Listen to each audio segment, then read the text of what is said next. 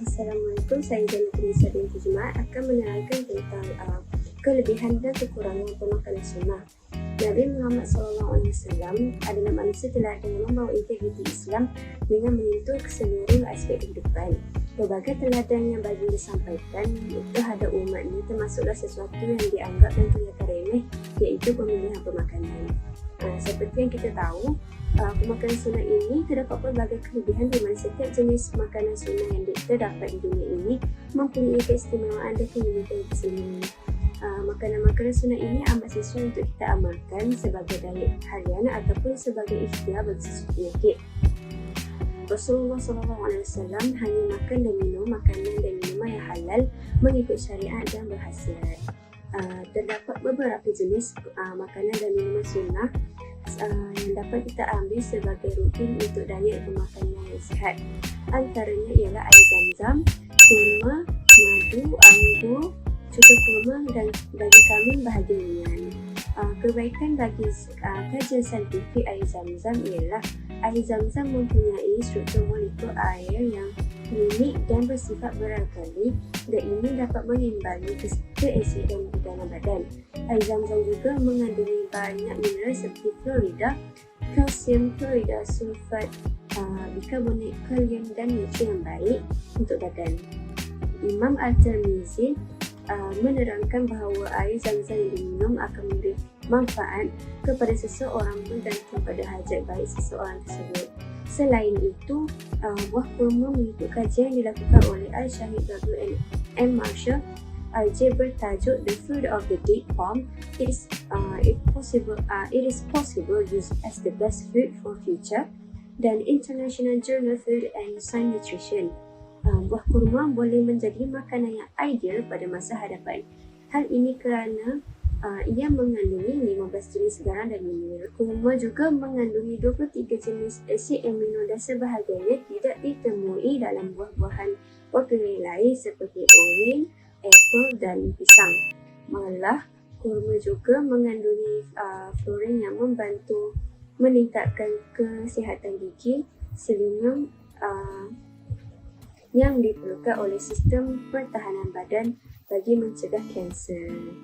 Selain itu, makanan sunnah iaitu madu menurut hasil kajian Universiti Zagreb di Croatia dan penemuan yang dimuat naik dalam Journal of the Science of Food and Agriculture menunjukkan madu lebah kaya dengan bahan antioksidan yang mempunyai fungsi untuk menghalang bahan-bahan antioksidan yang berfungsi menghalang bahan-bahan radikal bebas bertindak ke atas sel-sel badan bertukar kepada kanser.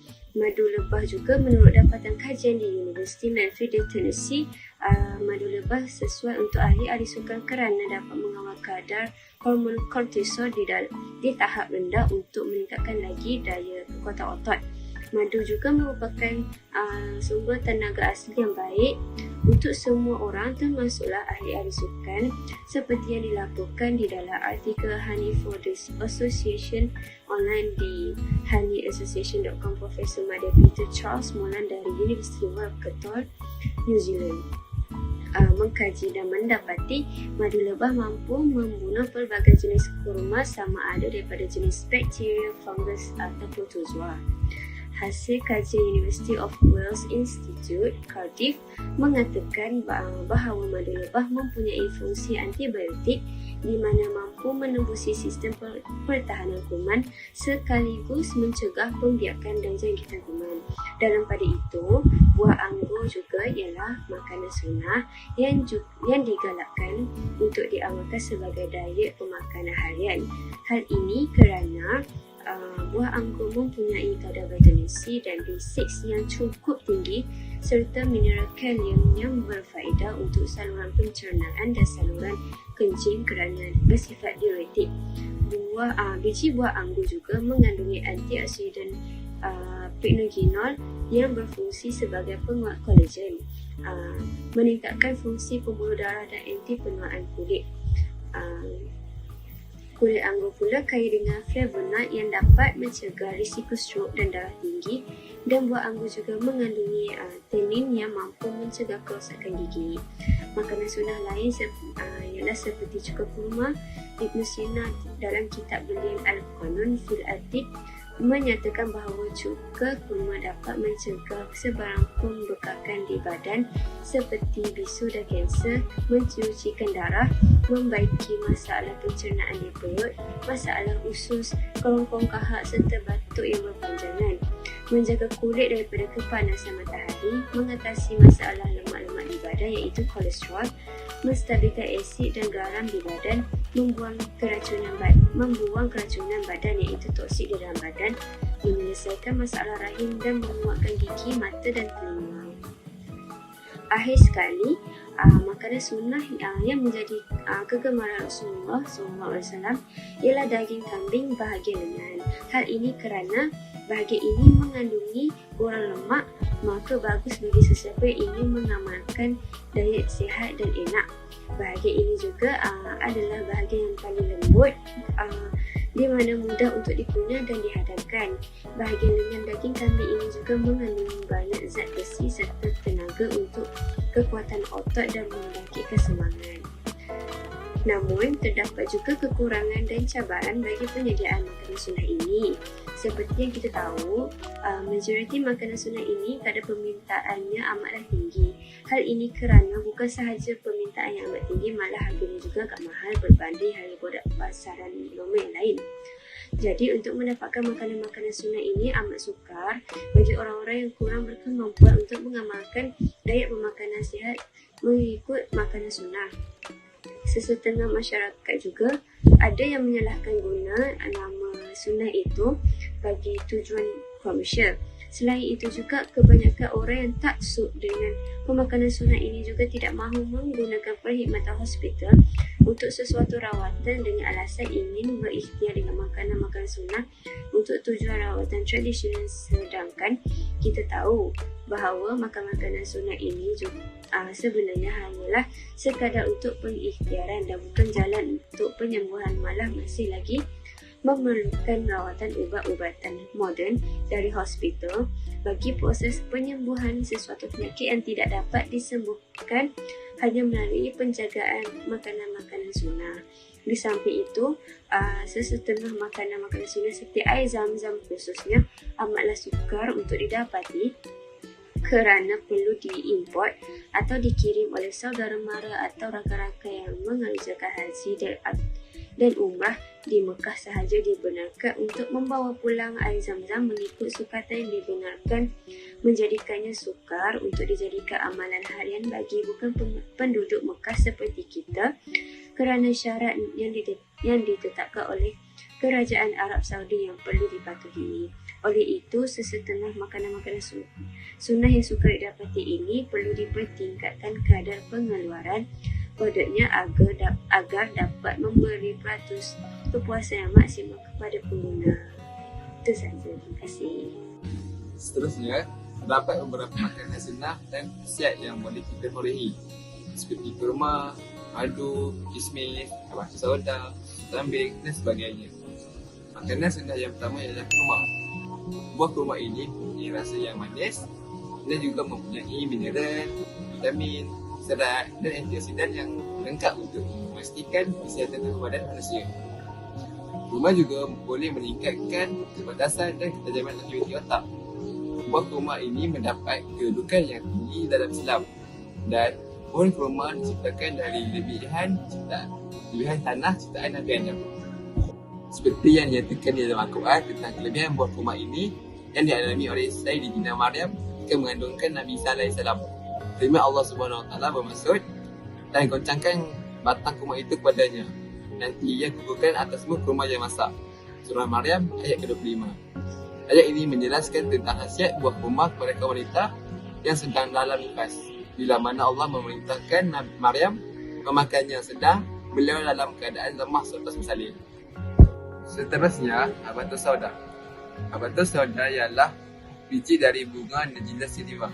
Rasulullah SAW juga menyebut tentang kegunaan Habatus Sauda. Maksud hadis yang berkaitan Habatus Sauda yang berbunyi, pada Habatus Sauda itu ada penawar bagi segala penyakit kecuali mati. Sahih Bukhari kitab At-Tib hadis 5688 dan Sahih Muslim kitab As-Salam hadis 2215. Susu kambing adalah salah satu minuman sunnah yang tidak ramai tahu, yang mempunyai vitamin, mineral, protein dan lemak yang penting bagi pertumbuhan jaringan otak. Keistimewaan susu kambing adalah pada nutrisinya yang 2 kali ganda lebih baik berbanding susu lembu. Malah, kehebatan susu kambing ternyata sama tandingnya dengan susu ibu sendiri. Bayi yang minum susu ibu dan susu kambing ternyata memiliki sistem imunitasi yang lebih kuat. Akhir sekali, kismis juga merupakan salah satu makanan sunnah yang boleh mengurangkan tekanan, melancarkan peredaran darah, merawat anemia, menguatkan jantung dan menenangkan hati. Selain dari terkenal dengan kelebihannya kepada otak. Sabda Rasulullah SAW tentang kismis adalah, biasakanlah memakan kismis kerana kismis dapat menghilangkan kepahitan, menghilangkan lendir, menyihatkan badan, membaguskan rupa, menguatkan saraf dan menghilangkan letih. Itu sahaja. Assalamualaikum warahmatullahi wabarakatuh. Saya Muhammad Rafiqi Azri bin Raslan. Saya akan menerangkan cara-cara pengamalan makanan-makanan sunnah supaya dapat kita gunakan dalam rutin harian kita. Di zaman kini, telah meningkat bilangan masyarakat yang sudah yakin pada perubatan Islam dan telah mula mengamalkan makanan-makanan sunnah sebagai amalan harian mereka.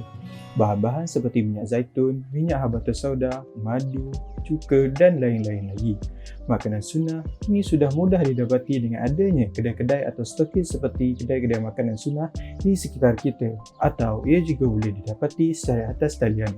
Tetapi, ramai yang masih tidak pasti cara yang paling baik untuk mengambil makanan-makanan ini. Terdapat beberapa langkah yang dapat kita amalkan bagi membantu dalam meningkatkan kualiti pengambilan makanan sunnah ini. Kita boleh mulakan hari kita dengan sesuatu yang manis seperti madu asli yang bertugas sebagai pelapik dan penjaga perut dan darah daripada racun dan toksin. Apabila kita bangun sahaja dari tidur, disarankan untuk terus meminum madu asli. Ini juga dapat memberi banyak manfaat sekiranya kita bangun untuk tahajud. Maka, madu akan memberi tenaga untuk kita melakukan ibadah dan dengan tanpa rasa letih atau mengantuk. Rasulullah SAW gemar mengambil madu yang bercampur dengan air sejuk, tetapi bukanlah air yang terlalu sejuk. Ia lebih kepada air yang pada suhu bilik. Selain itu, sejurus selepas solat subuh, makan sedikit garam bukit bagi merangsang thyroid. Thyroid merupakan kelenjar pada tekak yang berfungsi sebagai operation center atau pusat operasi yang memastikan semua nutrisi dan zat disalur pada tempat-tempat yang betul supaya sistem tubuh berfungsi dengan baik. Kita juga perlu memastikan kadar pengambilan air kosong yang secukupnya bagi membantu garam yang juga berfungsi sebagai ejen nyah toksin dan asid yang terkumpul dalam tubuh. Toksin banyak terkumpul sewaktu kita sedang tidur. Di samping itu, terdapat juga penawar terhebat untuk mencegah asid dan racun dalam perut dari menyerang sistem tubuh kita, iaitu sakan jabin. Sakan jabin merupakan cuka buah bercampur dengan air yang akan menyediakan keadaan yang berakali dalam perut. Ia diambil anggaran setengah jam sebelum makan sarapan. Kedua-dua bahan ini akan merangsang rembesan enzim pencernaan yang akan memastikan molekul-molekul makanan seperti protein, karbohidrat dan lemak dipecahkan dengan sempurna untuk menjadi tenaga dan zat yang boleh diserap ke dalam sel dengan lebih efisien. Selepas sarapan dan setelah menunggu dalam setengah jam, disarankan bagi kita untuk mengambil minyak habatus sauda atau minyak kelapa dara. Tetapi, tidak disarankan untuk diambil secara bersama dengan madu kerana minyak dapat menetralkan khasiat yang terkandung dalam madu. Ini adalah berdasarkan fakta dari hasil kajian pihak Mardi yang terkini. Minyak dari habatus sauda pula adalah lebih baik dalam bentuk bijinya atau yang dibuat sebagai soft gel. Minyak yang terbaik dari proses cold press dan terbaik-baiknya yang first press atau perahan pertama. Minyaknya yang lebih halus dan tidak mempunyai serdak yang susah dihadam. Setelah itu, buah delima atau pati buah delima pula disarankan untuk diambil dalam 2 hingga 3 jam selepas sarapan. Buah delima adalah baik untuk jantung dan darah. Tambahan lagi di waktu pagi, iaitu waktu duha atau waktu yang terbaik untuk merawat jantung. Kerana di waktu itu, kandungan oksigen di atmosfera paling banyak dan paling bersih. Sekiranya ia disertaikan lagi dengan solat duha dan bacaan surah Ad-Duha, maka bertambah harmonilah tubuh kita dengan alam sekitar yang indah oleh ciptaan Allah SWT yang Maha Esa. Sekiranya kita ada menghidap penyakit tekanan darah tinggi, kencing manis, kolesterol tinggi atau obesiti, Makanan-makanan yang boleh diambil bagi memulihkan semula antaranya adalah garam bukit, cuka buah atau sakan jabin boleh diambil sekali sebelum makan tengah hari dan juga sebelum makan malam. Selain itu juga, minyak zaitun boleh diambil pada bila-bila masa, tetapi sebaik-baiknya diambil apabila perut kosong. Jika kita pada waktu siang sudah mengambil penawar-penawar yang lain seperti yang dinyatakan, minyak zaitun disarankan untuk diambil di sebelah malam. Jika anda hanya amalkan minyak zaitun sahaja untuk rawatan tekanan darah tinggi, kolesterol atau kencing manis, ambillah 2 kali sehari. 1 sudu besar setiap kali. Minyak zaitun juga dapat merawat beberapa jenis kanser, contohnya seperti kanser kolon. Untuk merawat penyakit, pastikan minyak zaitun yang diambil merupakan minyak zaitun extra virgin atau cold press, iaitu minyak zaitun perahan pertama dan diperah tanpa haba. Minyak extra virgin yang bermutu tinggi berwarna kehijauan mempunyai rasa yang agak kelat atau pahit dan bau buah zaitun yang agak kuat. Sebelum makan tengah hari, kita digalakkan untuk makan buah-buahan dahulu seperti buah tembikai yang sangat digemari Rasulullah SAW. Pisang juga paling baik jika dimakan pada waktu tengah hari.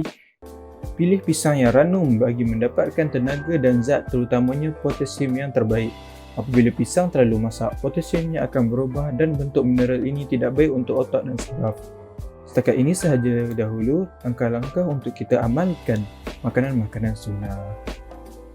Hasil penelitian mendapati bahawa makanan sunnah digunakan secara meluas oleh masyarakat Islam di Malaysia. Berdasarkan kepada pemahaman bahawa makanan sunnah adalah makanan terbaik. Sejak akhir-akhir ini, istilah makanan sunnah banyak digunakan bagi mempromosikan produk-produk seperti produk kesihatan sunnah, makanan dan minuman sunnah, kosmetik sunnah dan sebagainya. Produk-produk ini mengandungi campuran buah-buahan dan herba yang disebutkan dalam wahyu ataupun bersama bahan tambahan untuk menarik perhatian masyarakat Islam di Malaysia. Hal ini masyarakat cenderung untuk mengamalkan sunnah dan mencontohi Rasulullah SAW sebagai uswatun hasanah dan menjadi faktor penarik bagi menarik perhatian halayak dengan lebih mudah. Oleh sebab itu, penggunaan tema makanan sunnah itu sendiri telah menjadi pelaris kepada produk-produk tersebut. Walau bagaimanapun, masih ramai pengusaha tempatan yang gagal mematuhi perkeliling larangan pelabelan sunnah dan menyalahgunakan label sunnah atas tujuan komersial atau mencari keuntungan semata-mata, seperti mana yang dapat diperlihatkan di dalam pasaran kini. Lambakan keluaran produk-produk sunnah dipromosikan melalui iklan-iklan di media arus perdana yang membuatkannya diterima ramai sebagai pilihan alternatif dalam penjagaan kesihatan. Selain itu, sejak mulanya wabak COVID-19, terdapat trend baru masyarakat Islam kini yang berkait rapat dengan makanan sunnah juga telah mencetuskan kebimbangan kepada komuniti saintis dan kesihatan di Malaysia. Hal ini kerana terdapat segelintir masyarakat Islam yang berpandangan mengambil makanan sunnah sahaja sudah mencukupi untuk mengelak penyakit terus merebak, sehingga menolak penerimaan vaksin atau perubatan pakar di hospital. Kesimpulannya, istilah makanan sunnah seharusnya tidak boleh disalahgunakan oleh setengah masyarakat atas kepentingan diri sendiri maupun komersial tanpa membuat penyelidikan yang lebih teliti, kerana ia boleh merosakkan imej agama Islam di mata dunia. Assalamualaikum semua, nama saya Lidah Miril Ilham dan pada hari ini saya akan bercakap mengenai bahagian kesimpulan. Jadi secara kesimpulannya, segala apa yang berkaitan dengan makanan sunnah dan amalan pemakanan perlulah mengikut tata cara Rasulullah SAW supaya penjagaan tubuh badan kita dapat dikekalkan. Selaras dengan firman Allah SWT dan juga Rasulullah SAW dalam surah Al-Baqarah ayat ke-198 telah menerangkan kepada semua insan untuk memilih dan mengambil makanan yang terbaik untuk kelangsungan dan keselesaian hidup. Jadi kita sebagai umat Islam perlulah sentiasa mengamalkan makanan sunnah ni dengan lebih kerap supaya amalan ni tidak akan dilupakan oleh generasi yang akan datang. Jadi sampai di sini saja pembentangan video daripada kumpulan kami. Sekian, terima kasih. Assalamualaikum.